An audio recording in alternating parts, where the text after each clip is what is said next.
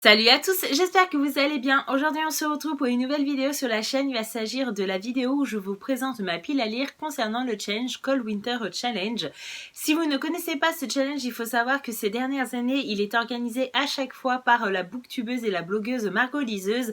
Et du coup, il se déroule chaque année durant les fêtes de fin d'année. Et là, pour l'année 2019, il a commencé le 1er décembre 2019 et il se terminera le 31 janvier 2020. Donc, durant ce challenge, il y a 4 menus dans lesquels vous pouvez faire rentrer les différents livres que vous voulez lire durant cette période-là et je vais vous présenter les 4 menus tout de suite.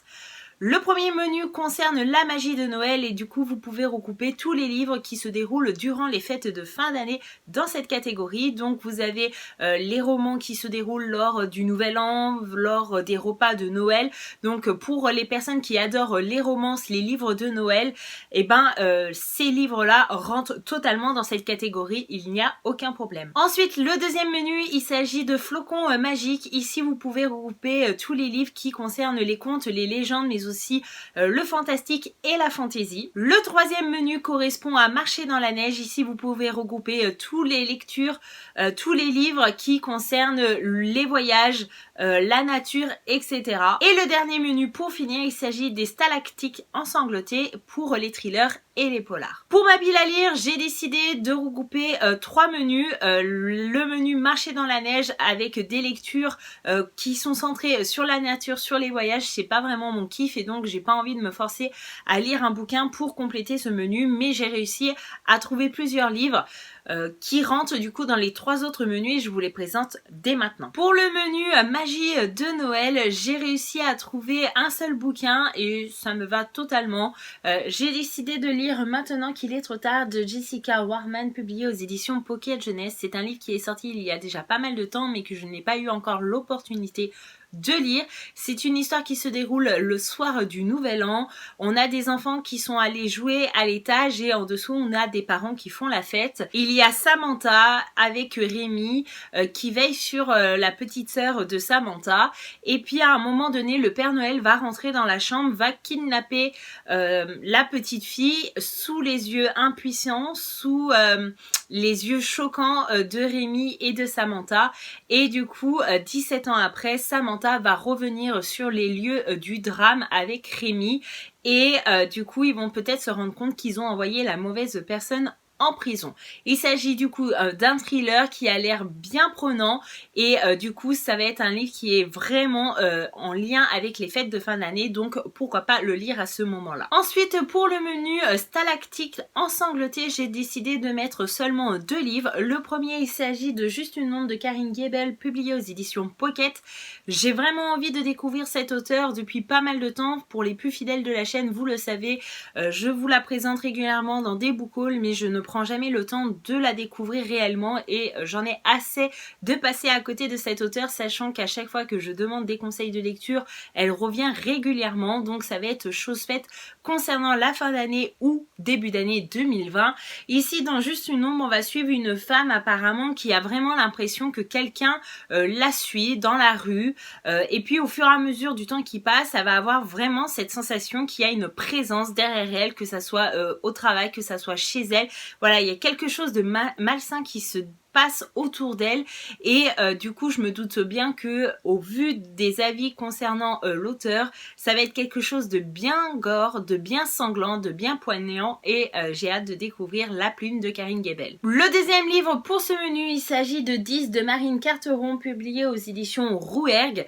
Donc ici on va avoir une histoire qui se déroule dans un manoir sur une île avec 3 adultes, 7 adolescents, donc 10 coupables possibles et du coup une vengeance et du coup j'ai pas besoin d'en savoir plus. Apparemment on va vraiment être sur une île coupée du monde, il y a aucune communication possible avec les gens du continent, etc.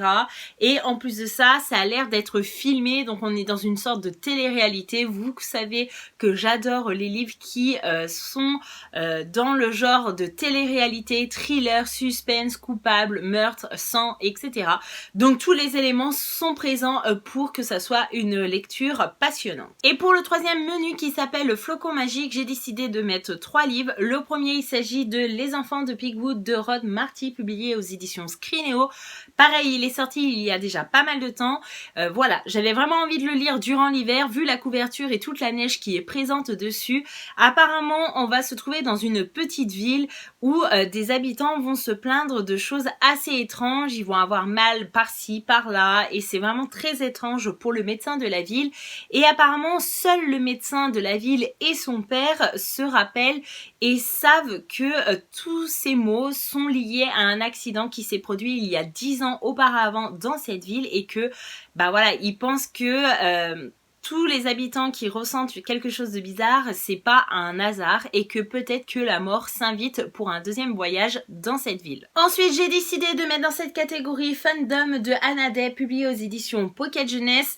Vous connaissez mon amour énorme pour la saga Hunger Games, et bien ce livre est lié à cette saga, puisqu'on va suivre une jeune fille qui est très fan de la saga, et notamment de Katniss, qui est du coup le personnage principal de la saga, et apparemment elle va être amenée à vivre un petit peu les Hunger Games à sa sauce, mais sauf que elle est loin d'être Katniss, que elle est pas aussi forte que Katniss, et du coup bah peut-être que le cauchemar va commencer alors que elle adore cette saga.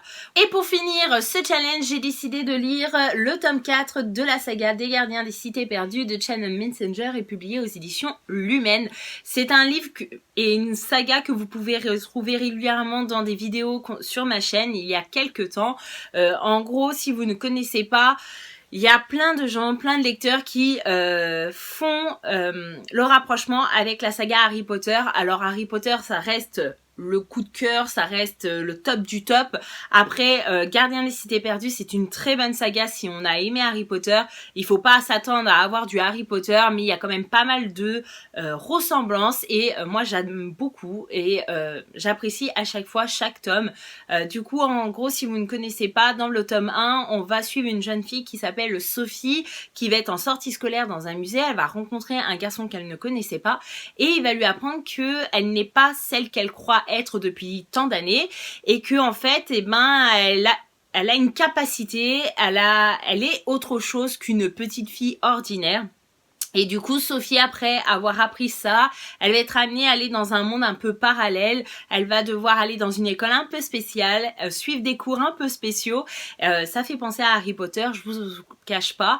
Mais c'est vraiment très prenant. Le tome 8 est sorti il y a très peu de temps, et je peux vous assurer que c'est une saga qui s'essouffle absolument pas. Et voilà, cette vidéo est enfin terminée. N'hésitez pas à me dire en commentaire si vous participez également à ce challenge et quelles sont les lectures prévues pour réussir ce challenge. En tout cas, n'hésitez pas à me dire également si vous avez déjà lu un des bouquins que je vous ai présenté aujourd'hui. Je vous fais de gros bisous et je vous dis à bientôt dans une prochaine vidéo. Bye bye!